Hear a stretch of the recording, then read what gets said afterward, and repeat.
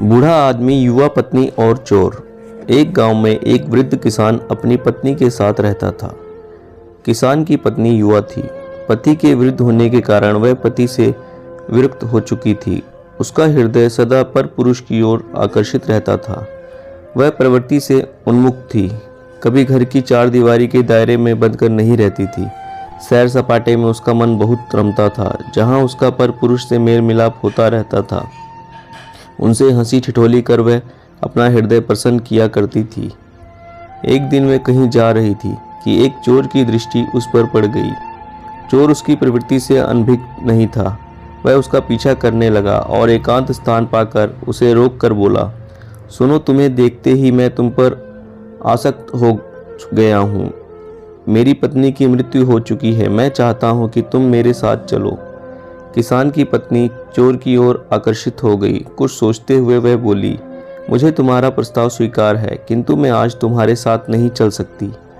मेरे पति के पास बहुत सा धन है। मैं वह लेकर कल तुम्हारे साथ चलूंगी ताकि हमारा जीवन सुख में रहे। चोर तैयार हो गया।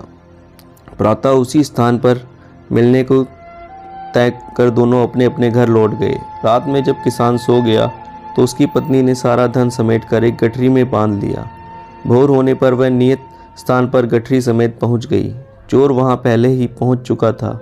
दोनों साथ में दूसरे गांव के लिए प्रस्थान कर गए। मार्ग में एक गहरी नदी पड़ी।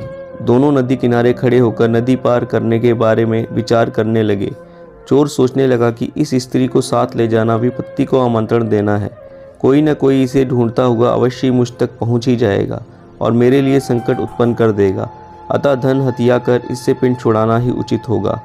वह किसान की पत्नी से बोला, देखो, तुम्हें और इस गठरी को लेकर एक साथ इस गहरी नदी को पार कर पाना कठिन है। मैं पहले गठरी ले जाता हूँ, फिर तुम्हें ले जाऊँगा। किसान की पत्नी मान गई और गठरी चोर को दे दी और चोर ने यह कहकर उसके कपड़े और गहने भी ले लिए कि इनके साथ नदी पार करने में कठिनाई होगी।